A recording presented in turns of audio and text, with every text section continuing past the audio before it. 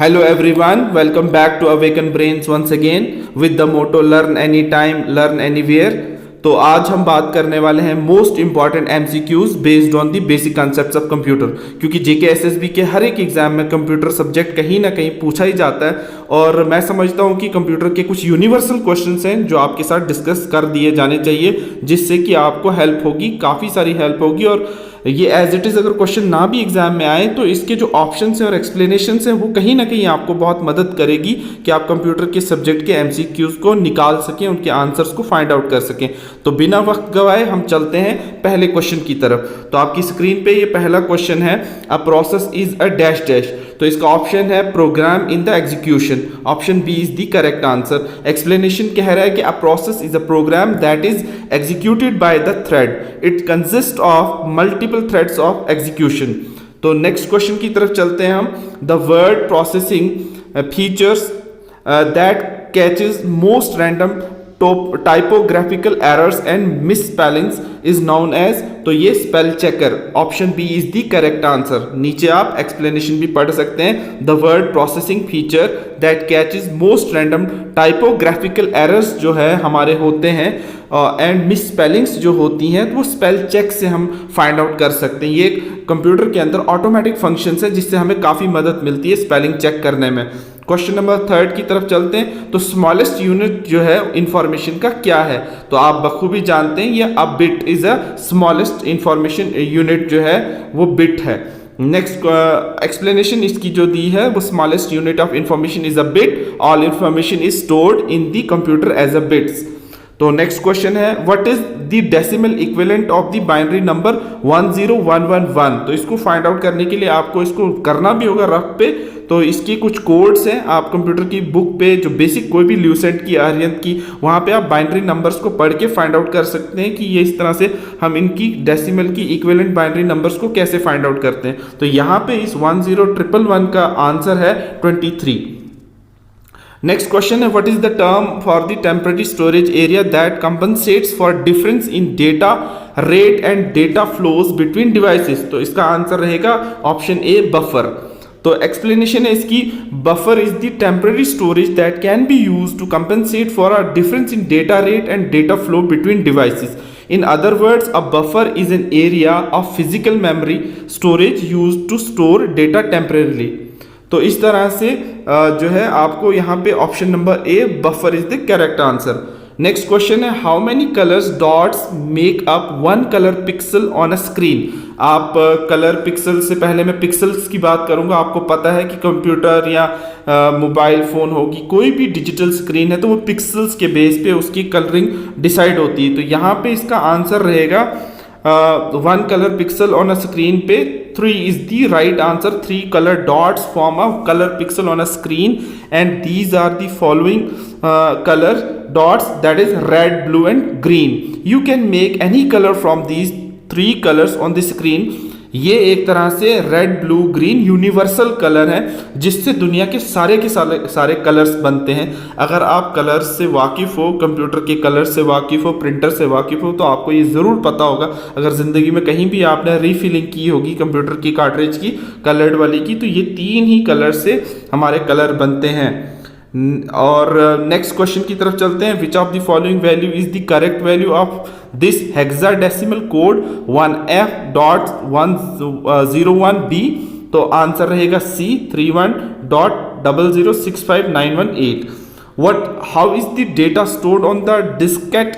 तो यहाँ पे आंसर रहेगा मैग्नेटिज्म की मदद से डेटा स्टोर होता है। एक्सप्लेनेशन इसकी है the data is stored on the diskette in magnetism form. A diskette या जो भी है प्रोनाउंसिएशन आप खुद भी कर सकते हैं, is a removable data storage and it is used with the PC. Next question की तरफ चलते हैं। Which of the following is the smallest visual element on a video monitor. तो इसका आंसर रहेगा पिक्सल, ऑप्शन बी।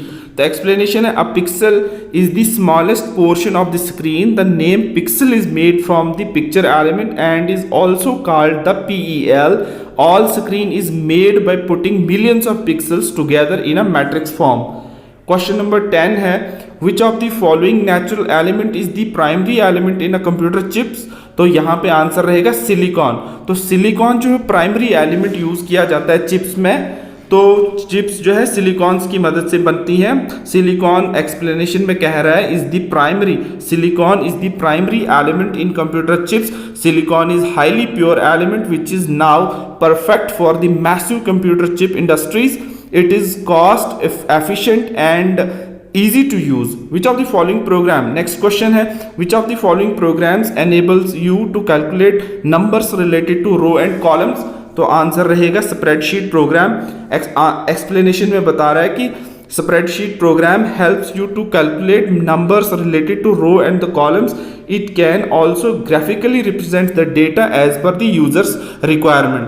तो ये spreadsheet program is a kind of a program. अगर आप कंप्यूटर चलाते हैं तो आपको पता है स्प्रेडशीट एक्सेल को कहते हैं, जिसमें भी लाइनिंग होती है, कॉलम्स होते हैं, रोज होते हैं, उसको स्प्रेडशीट ही कहते हैं। तो ये क्वेश्चन इसी के रिलेटेड था। नेक्स्ट क्वेश्चन की तरफ चलते हैं।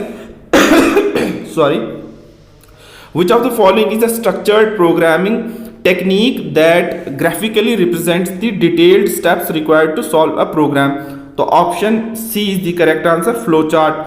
इसका एक्सप्लेनेशन कह रहे हैं कि flow chart is a structured programming technique that graphically represents the detailed step required to solve a program. Usually it shows the steps as boxes of different types and these boxes are connected with arrows.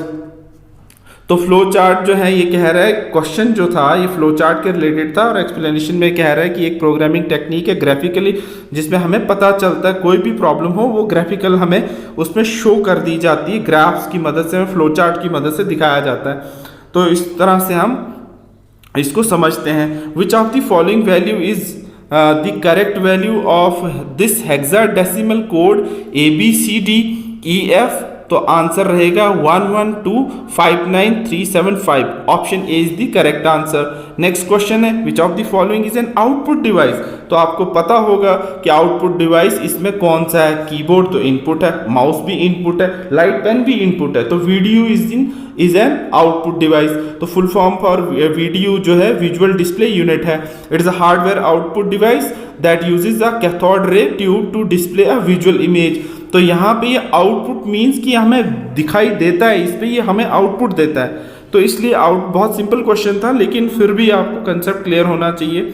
Which of the following is N input device? तो इसमें आप find out कर सकते हैं कि input कौन सा है, तो बाकी सारे आउटपुट्स हैं। तो माउस जो है वो इनपुट है। माउस एक हार्डवेयर है, इनपुट डिवाइस है जो कंट्रोल करता है हमारे कर्सर को on a computer. With the help of mouse you can select, open, move, मतलब 99% काम जो है आप माउस से कर सकते हैं, या मैं कहूँ को 100% काम जो है फास्ट स्पीड से, कीबोर्ड से भी आप कर सकते हैं। विदाउट माउस भी आप कंप्यूटर चला सकते हैं। अगर आपको कंप्यूटर आता होगा तो आपको पता होगा कि हम बिना माउस के भी कंप्यूटर चला सकते हैं, लेकिन माउस हमारी एफिशिएंसी को, स्पीड को, एक्यूरेसी को बढ़ा देता है। तो माउस जो है ये इनपुट डिवाइस है। हम अपनी मर्जी से किसी भी कॉर्नर पे, किसी भी जगह पे हम क्लिक कर सकते हैं with the help of cursor. This is what we call the mouse. Mouse is an very helpful input device in terms of computer. Next question की तरफ चलते हैं। अगर साथियों आगे बढ़ने से पहले, फ्रेंड्स आगे बढ़ने से पहले, अभी तक अगर आपने मेरे चैनल को सब्सक्राइब नहीं किया है और आपको लगता है थोड़ा बहुत भी आपको इस वीडियो से हेल्प होती है, तो प्लीज़ इसको सब्सक्राइब करें और बेल आइकन को ज़रूर प्रेस करें, ताकि हमारे एंड से कोई भी वीडियो अपलोड होती है वो आप तक पहले पहुंचे और आप उसको देख सको। उसके अलावा अगर आपको कंप्यूटर साइंस में या किसी भी वीडियो में कोई भी फीडबैक देना हो तो आप कमेंट में बता सकते हैं। इसके अलावा अगर आपको वीडियो अच्छी लगी तो इसको लाइक और शेयर भी कर सकते हैं, अपने फ्रेंड्स के साथ भी इसको शेयर कर सकते हैं। तो do like, share and subscribe. तो चलते हैं आगे। विच of the following is an extension of note pad? तो ये नोटपैड की एक्सटेंशन, जो भी हम नोटपैड में लिखते हैं या कोई भी टेक्स्ट सेव करते हैं, तो वो सेव जब होता है हमारा डॉक्यूमेंट, तो उस डॉक्यूमेंट के आगे हमारे नाम के अलावा, मान के चलो मैंने नाम रखा XYZ, जब हम उसको सेव करते हैं .txt उसके साथ ऑटोमेटिकली लग जाता है। ऑटोमेटिकली क्यों लगता है? क्योंकि वो ऑटोमेटिक एक्सटेंशन नोटपैड की आ जाती है। तो यहाँ पे option A is the correct answer. Next question की तरफ चलते हैं। और बायोस BIOS क्या है?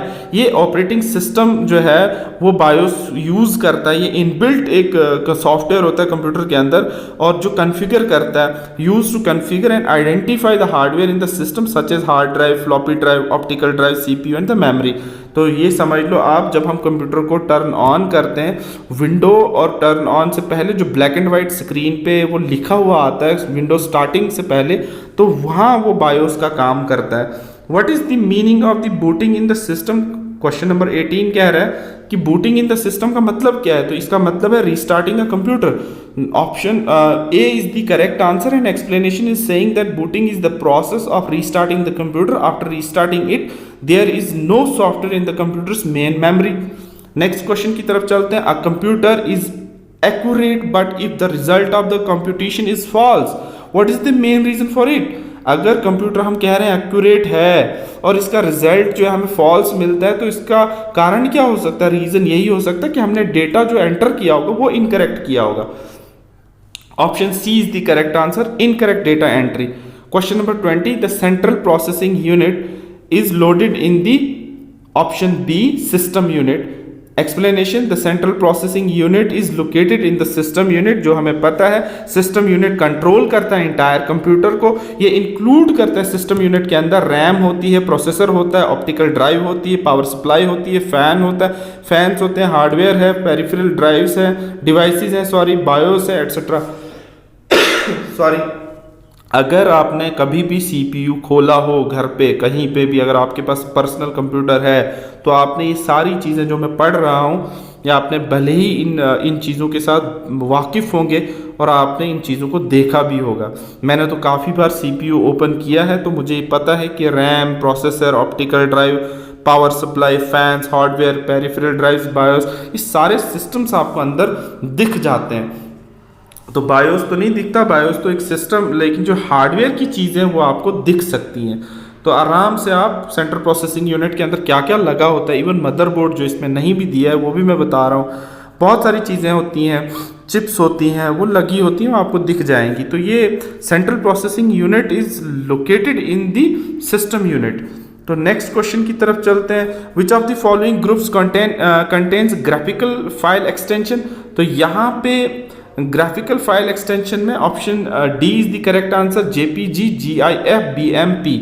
तो ये जब भी हम इमेज कोई क्लिक करते हैं तो उसकी ये जो एक्सटेंशंस बन जाती हैं automatic. Question number 22, which of the following is equal to gigabytes?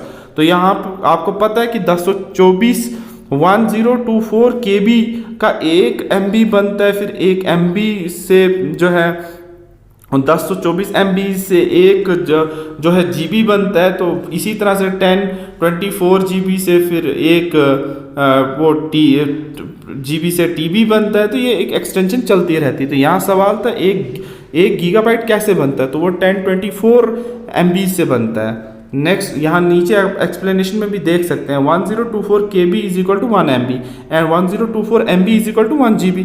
Next question की तरफ चलते हैं। How many bytes does 4 kilobytes represent? तो ये 4096 जो है इसका आंसर रहेगा। तो इस तरह से आपको मल्टीप्लाई करना है ना, 1024 इंटू 4, तो आंसर आ जाएगा।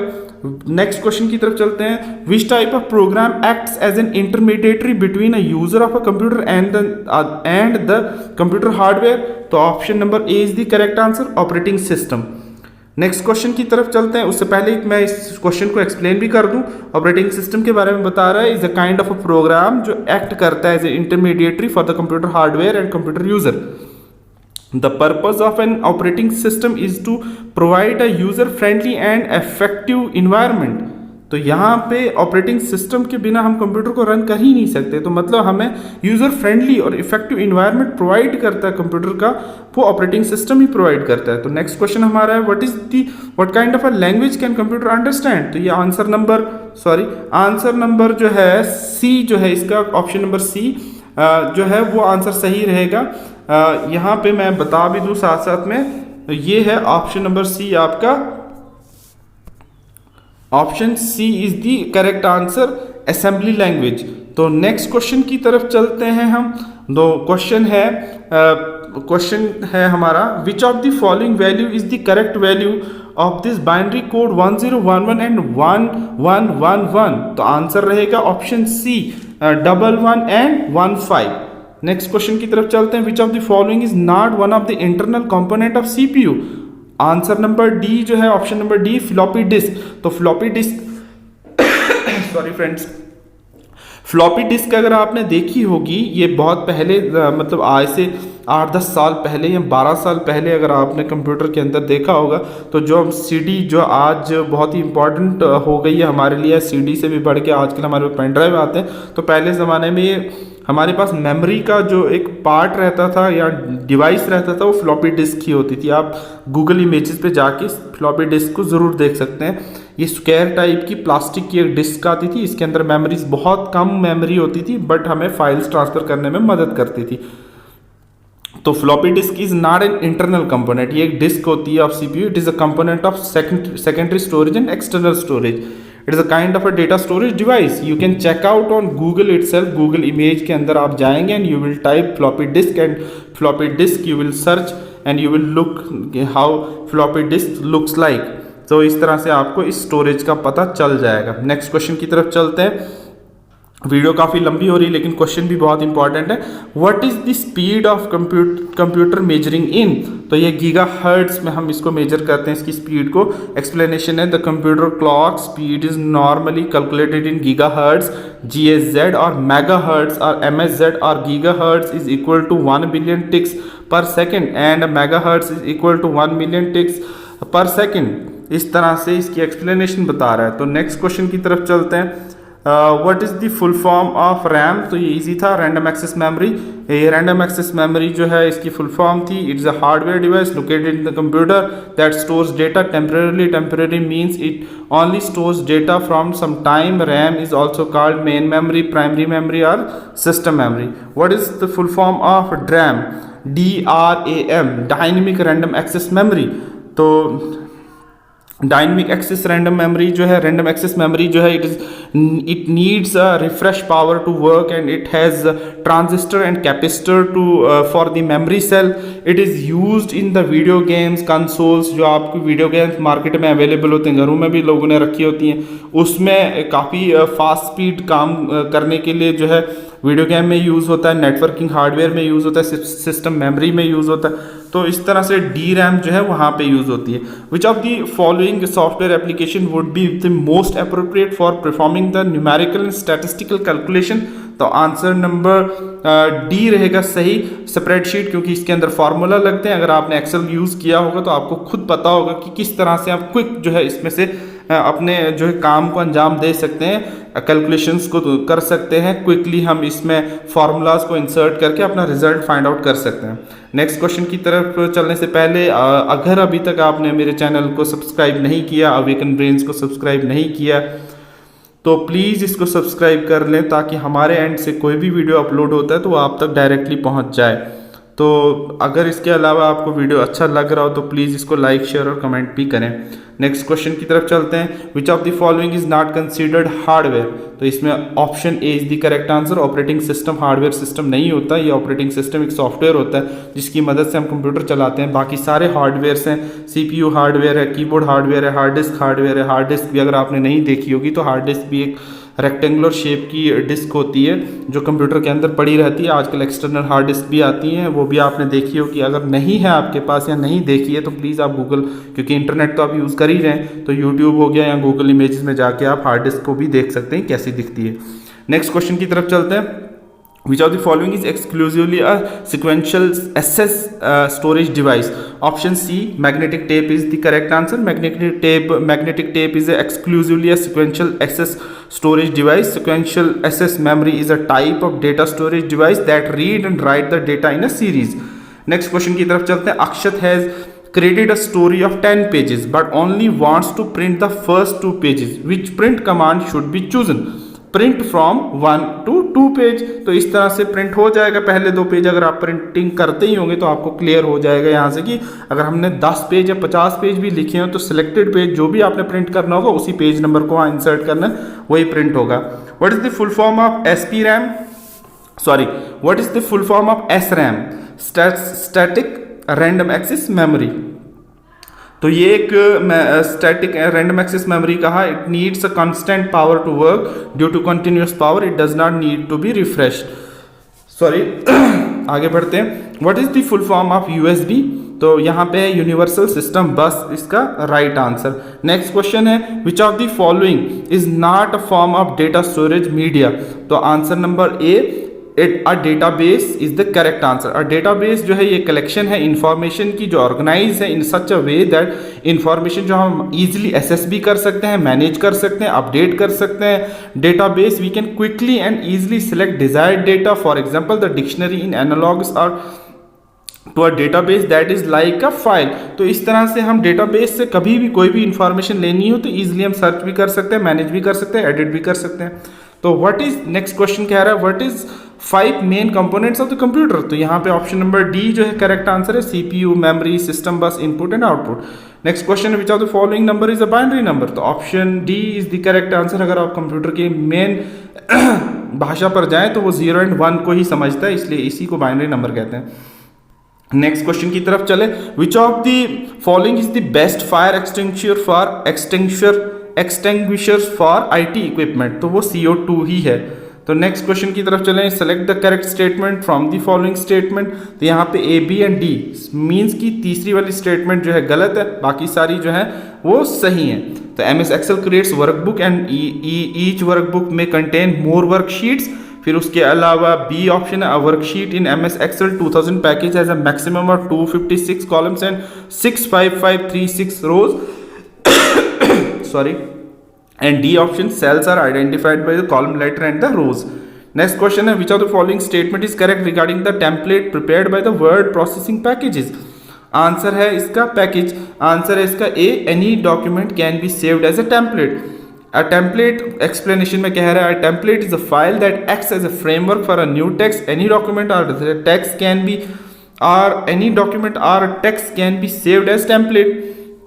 नेक्स्ट क्वेश्चन की तरफ चलते हैं। मैं तेज़ इसलिए भी पढ़ रहा हूँ, मैं चाहता हूँ इस वीडियो को शॉर्ट से शॉर्ट बनाऊँ, लेकिन क्वेश्चन बहुत ज़्यादा थे, मीन्स 50 MCQs लाया था, इसलिए इस वीडियो को थोड़ा लंबा करना पड़ा। सॉरी, अगर मैं तेज़ पढ़ रहा हूँ तो आप PDF से भी आराम से पढ़ सकते हैं, PDF डाउनलोड करके वहाँ से भी पढ़ सकते हैं।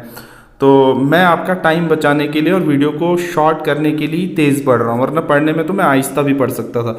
तो चलते हैं नेक्स्ट क्वेश्चन की तरफ। It's only to save your time. Friends, it's only to save your time. Sorry. Which of the following would be the correct description for WORM, worm virus? तो यहाँ पे कौन सा करेक्ट डिस्क्रिप्शन है? तो it propagates through the internet and email, ये इसी के थ्रू तो फैलता है। अब ऑप्शन नंबर बी तो करेक्ट है, एक्सप्लेनेशन में कह रहा है a worm virus is a malicious file, एक ऐसी फाइल होती है जिसके अंदर वायरस होता है और ये वायरस जो है स्प्रेड करता है cross the networks without human aid, बिना ह्यूमन की मदद के ही ये फैलता है। फिर इसमें क्या होता है? It requires a large amount of bandwidth and memory, it spreads through the internet and email. Next question है a hardware drive can be directly connected to a PC via? Answer number A is the correct answer, SCSI interface. तो explanation में बता रहा है a hard disk drive can be directly connected to a PC via SCSI interface. SCSI is an group of a protocol that sends the data between computers and external devices in a physical manner. So this was the explanation of SCSI interface. Next question की तरफ चलते हैं। The use of IC in a computer has, तो option number B is the correct answer, reduce the size and the cost of the computer. Next question की तरफ चलते हैं हम, ये एक्सप्लेनेशन भी पढ़ लेता हूँ। The use of the IC in a computer has reduce the cost of computer. It is an incredible small electronic chip integrated with a set of electrical circuits and transistors. It is a very small chip. Next question की तरफ चलते हैं। Consider the following path तो path जो है computer के अंदर हमने कुछ अगर सेव किया हो तो सी ड्राइव के अंदर डिवाइस, डिवाइस के अंदर मॉड्यूल, मॉड्यूल के अंदर module 1। What is the name of the file in this path? तो यहाँ पे फाइल को अगर हमने ढूंढना है तो सबसे लास्ट वाला ऑप्शन अगर आप यहाँ देखें तो हमें यहाँ से जो है वो पता चल जाएगा कि इस फाइल को हमने सर्च करना है, तो यहीं से हमारा ऑप्शन निकल जाता है।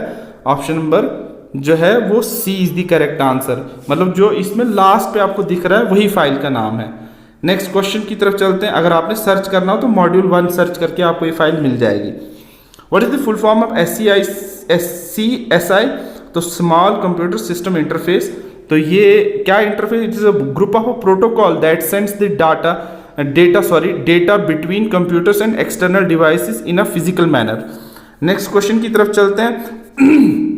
Which of the following is not input device? तो यहाँ पे हमें option number C is the correct answer. Speaker is not an input device, क्योंकि हम आवाज़ सुनते हैं तो आवाज़ सुनाने वाली जो चीज़ है वो हमें आउटपुट दे रही है, तो इसलिए हार्डवेयर भी है और आउटपुट डिवाइस भी है speaker. Speaker is a correct answer. और ऊपर जो इनपुट डिवाइसेस हैं बाकी सारे वो कीबोर्ड है, माउस और स्कैनर है। तो स्कैनर भी इनपुट डिवाइस ही है, आप याद रखना, इसको कभी पजल नहीं होना। विच of the following is an example of the browser software? तो इसमें ब्राउजर सॉफ्टवेयर कौन सा है? माइक्रोसॉफ्ट वर्ड, ये तो आपको पता है MS ऑफिस ही है। नोटपैड, ये भी हम यूज़ करते हैं टाइपिंग के लिए। इंटरनेट नेविगेटर, इसके बारे में पर्टिकुलरली यहाँ पे बात नहीं की जा रही, क्वेश्चन पूछा जा रहा है आपको ब्राउजर सॉफ्टवेयर कौन सा है, तो इंटरनेट नेविगेटर भी नहीं है जो आपको इंटरनेट पे नेविगेट करके बता दो। यहाँ पे option D is the correct answer, internet explorer. Next question जो है वो हमारा लास्ट क्वेश्चन रहेगा आज। Which of the following commands can be used to work on a file? तो यहाँ पे Ctrl+C जो करके आप उस फाइल की कमांड को यूज कर सकते हैं। Ctrl+C is the copy command on the computer. It is very useful command that this command first selects the text files and any data that is stored in the computers hard disk and then copies it. It is the shortcut key on the computer. That is all about these basic MCQs related to the basic concept of computer or fundamental of computer जो JKSSB के अंदर पूछे जाते हैं। Thank you so much guys for watching this video. अगर आपको ये अच्छा लगा हो वीडियो तो प्लीज़ इसको लाइक, शेयर एंड सब्सक्राइब जरूर कीजिएगा। Thank you for watching awaken brains with the great motto learn anytime, learn anywhere. I hope you have enjoyed this video. If your answer is yes, then please do like, share and subscribe this video channel, YouTube channel. Stay blessed and stay safe. All the best for your all exams in future. You were watching Awaken Brains, and most important MCQs related to computer awareness are basic concepts of computer. Thank you so much and God bless you all.